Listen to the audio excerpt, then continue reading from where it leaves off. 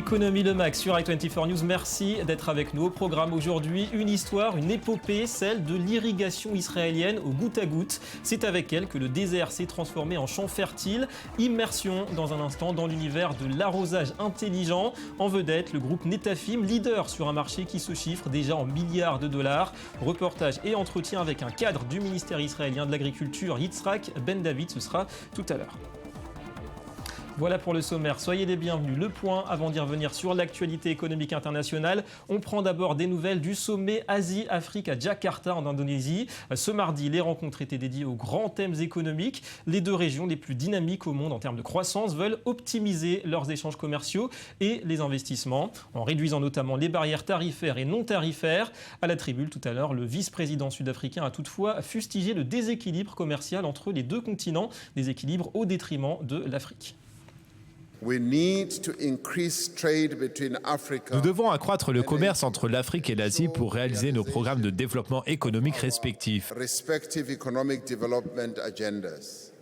Nous devons aussi nous attaquer au déséquilibre commercial qui existe actuellement entre nos deux continents. En renforçant la coopération Sud-Sud, nous pourrons entamer une nouvelle ère du commerce mondial. Voilà, et en parlant justement de commerce mondial, Américains et Japonais intensifient à Tokyo leurs discussions autour du projet de partenariat transpacifique, une zone de libre-échange qui regrouperait 12 pays autour de l'océan Pacifique sans la Chine. Et des avancées majeures ont été visiblement constatées sur les deux dossiers les plus sensibles, le riz japonais et le marché de l'automobile américain. Les deux parties sont confiantes quant à la conclusion d'un accord à une semaine d'une rencontre cruciale entre Barack Obama et Shinzo Abe. L'écart entre les deux parties s'est considérablement réduit, mais la poursuite des travaux est nécessaire pour résoudre les questions en suspens. Cela contribuera à donner plus d'impulsion aux discussions de haut niveau sur le TPP. Tokyo et Washington qui pèsent 80% du PIB de la future zone de libre-échange. En parallèle, Xi Jinping poursuit son opération séduction au Pakistan. Nous vous le disions hier, 46 milliards de dollars de projets d'investissement. Le président chinois a aussi supervisé la signature d'accords visant à établir un corridor économique entre les deux pays qui ont une frontière commune. La naissance peut-être d'une nouvelle route de la soie en contournant l'Inde voisine. Ce corridor économique profitera à toutes les provinces du Pakistan et transformera notre pays en plaque tournante régionale pour le commerce et en pivot pour l'investissement. Elle permettra aussi à la Chine de créer un itinéraire plus court et moins cher pour le commerce et l'investissement avec l'Asie du Sud, centrale et de l'Ouest, ainsi qu'avec le Moyen-Orient et l'Afrique.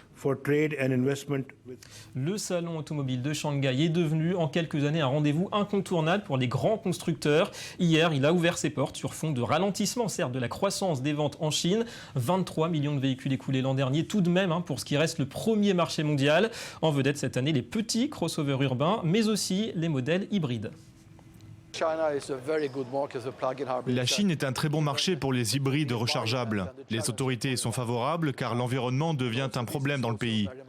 Les conditions jouent en notre faveur pour écouler nos modèles hybrides.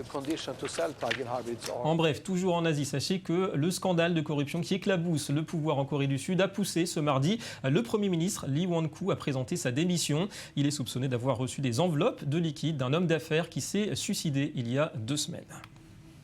Un mot aussi de la 23e conférence annuelle sur le gaz et le pétrole au Moyen-Orient. Elle se tient à Abu Dhabi. Parmi les participants, le groupe français Total qui espère prolonger 2 autres concessions pétrolières aux Émirats après le renouvellement d'un énorme contrat sur 40 ans. Je pense qu'on va continuer, qu'on va essayer de voir si on arrive à étendre notre position encore plus importante. Parce que je pense qu'aujourd'hui, on est un partenaire stratégique avec les Émiratis. Voilà, et puis notez qu'en Europe, après Google, c'est le géant gazier russe Gazprom qui est dans le viseur de la Commission. Bruxelles le soupçonne notamment d'entraver la libre circulation du gaz entre les pays européens. Gazprom s'expose à des sanctions pouvant aller jusqu'à 10 milliards de dollars. Allez, notre dossier du jour, l'irrigation, enjeu majeur pour l'avenir de l'agriculture mondiale. À l'heure où les sécheresses se multiplient à travers le globe, les procédés les plus économes en eau, les plus intelligents démontrent leur pertinence. On s'intéresse d'abord à un acteur majeur de ce marché, champion du goutte à goutte, l'israélien Netafim ouvre en grand les vannes de l'innovation, et ce depuis 50 ans, un savoir-faire qui lui a permis de conquérir le monde, comme nous l'explique Anthony Lesme. Reportage. Le goutte à goutte fête ses 50 ans. En avril 1965, l'agronome Simcha Blas a inventé le procédé dans un kibboutz dans la région désertique du Negev, au sud d'Israël. Double objectif, économiser l'eau et augmenter la productivité. Netafim est né. Nous sommes dans l'un des centres de recherche et développement de la firme, au kibbutz Magal, au nord du pays. Nous y rencontrons l'agronomiste en chef de la compagnie, Doubi Raz. Tout a commencé au kibbutz Hatzerim en 1965. Aujourd'hui, nous sommes présents partout dans le monde. Nous avons des usines dans plus de 17 pays et commercialisons nos solutions dans 110 pays. C'est une entreprise mondiale qui emploie plus de 4000 personnes et tout va bien. Si Doubi ne cache pas son contentement, c'est qu'il connaît les perspectives d'avenir. Le marché de l'irrigation intelligente pourrait dépasser les 8 milliards de dollars en 2020 selon TMR, un cabinet d'intelligence américain. Une progression de plus de 150% en seulement 5 ans. Netafim, qui détient déjà 30% des parts de marché, peut croire à l'accélération de son développement. D'autant que l'entreprise ne se limite plus au goutte à goutte, elle conçoit aussi des machines et des nouveaux procédés. Nous devons encore améliorer le rendement alimentaire par hectare et aussi développer des solutions tout automatisées parce que la prochaine génération ne voudra pas travailler aussi durement. Elle préférera gérer les cultures grâce à leur smartphone. Netafim crée encore de nouvelles solutions et pour tous les continents. Ici, par exemple, les bacs de fraises sont suspendus de manière à les cultiver plus facilement. Eau et produits chimiques sont distillés au compte-gouttes. Dans cette verrière, faite pour les pays froids comme la Hollande ou la Russie, chaque unité semée est suspendue à des fils et irriguée. Une solution qui augmente de 200% la productivité des tomates. Lors de la récolte, on remonte les bacs et on achemine les fruits en dehors de la structure. En Asie, c'est la productivité du riz qui intéresse, surtout en Chine et en Inde. Le riz qui a l'habitude de se cultiver immergé peut être lui aussi irrigué au goutte à goutte. Une révolution qui bouleverse des traditions millénaires. Ça prend du temps, c'est une autre perception des choses. Vous devez changer des milliers d'années de traditions d'irrigation immergée. Vous avez besoin d'adapter les populations au mode du goutte à goutte et nous avons de très bons résultats. Nous assurons dans les années à venir 10 à 11 tonnes de production par hectare et au lieu de semer à la main, nous parlons d'introduire des machines à semer. Netafim veut aussi s'adresser aux petits producteurs d'Afrique. Elle développe des solutions bon marché et qui s'adaptent aux surfaces difficiles. Nous avons ici un panneau solaire et là une pompe qui prend l'eau et la propulse en haut de cette petite colline. Et c'est de cette colline qu'on irrigue grâce à la gravité. Dans les endroits où il n'y a pas d'électricité, le solar est une bonne solution. Une solution à $200 l'unité. Un prix bon marché mais encore trop cher pour une majorité. Ces achats peuvent être alors subventionnés par des ONG ou des États pour vraiment être développés. Plus grands clients de l'entreprise israélienne, l'Inde et les États-Unis subventionnent entre 50 et 90% les modes de culture importés par Netafim. En 2014, les revenus de la multinationale atteignaient les 774 millions de dollars, le milliard peut-être pour 2020. Voilà, le milliard de dollars de chiffre d'affaires et le miracle, là, on l'a compris, de la micro-irrigation. Nous avons le plaisir d'accueillir Yitzhak Ben David. Bonjour. Bonjour. Bienvenue à vous. Vous êtes directeur adjoint du commerce extérieur au ministère israélien de l'agriculture. D'abord, un mot sur Netafim, cette success story à l'israélienne. Est-ce que cet essor à l'international, vous pensez qu'il est parti pour durer ? Et définitivement, Netafim est un symbole un des atouts de l'agriculture israélienne et de l'agriculture israélienne depuis des années et qui permettent vraiment rendre les secteurs agricoles dans le monde entier beaucoup plus efficaces, comme on a vu dans le reportage, d'augmenter les rendements par unité de surface, par mètre cube d'eau. Et c'est vraiment un des atouts futurs pour l'augmentation de la production des aliments et pour les générations futures. Et c'est une réussite qui est soutenue, qui est accompagnée par les autorités publiques aussi ? Définitivement, Netafim est soutenu par les autorités israéliennes tant que pour commercialiser leur savoir-faire, leur technologie, que par les fruits de recherche agricole qui sont menés dans les instituts de recherche agronomique à travers l'État d'Israël. Ouais, beaucoup d'investissements en recherche-développement. Alors on va parler d'Agritech, c'est le salon du futur de l'agriculture. Ce sera très bientôt à Tel Aviv, du 28 au 30 avril, un rendez-vous qui est tous les 3 ans. C'est devenu un petit peu la vitrine finalement de l'innovation à l'israélienne ces dernières années. Et vous avez tout à fait raison, c'est une exposition qui a lieu une fois tous les 3 ans. Elle est devenue déjà une tradition, elle a lieu déjà depuis plus de 40 ans. Elle a déjà des succursales en Inde et en Amérique latine.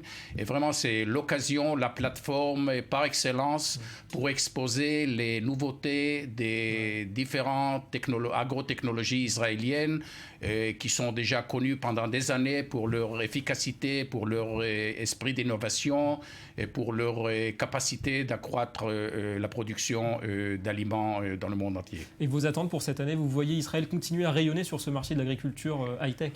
Définitivement, nous considérons que le volet agricole, le volet agrotechnologique est une plateforme par laquelle l'État d'Israël transmet un message de paix, surtout de coopération avec les différents pays du monde. Et il faut tenir compte que le besoin de se nourrir est un besoin universel et le savoir-faire qui a été développé en Israël, un pays qui est considéré comme aride, semi-aride pendant les 60 dernières années de son indépendance, permettent vraiment au monde entier qui souffre d'une pénurie grandissante en eau et en terres arables de pouvoir agrandir constamment sa capacité de produire des aliments et des produits agricoles. Alors vous l'avez dit, on attend des milliers de visiteurs étrangers. Les principaux débouchés aujourd'hui à l'export pour Israël, c'est d'abord l'Asie, l'Afrique, de plus en plus peut-être? Bon, je dirais que les débouchés pour l'agrotechnologie israélienne, il y a plus de 250 sociétés israéliennes qui se spécialisent dans le secteur de l'agrotechnologie, qui exportent plus de 90% de leur production dans tous les continents, non pas en Asie et en Afrique seulement, en Amérique latine, en Europe. L'Europe aussi vit ces dernières années une pénurie d'eau. Le monde fait face à un changement climatique. On parle souvent de problèmes d'obstacles peut-être politiques, mais tout le monde regarde ce qui se passe en Israël. Il n'y a pas d'obstacle finalement à l'export, même aucun au Brésil. Obstacle. Comme je vous ai dit, le besoin de se nourrir est universel.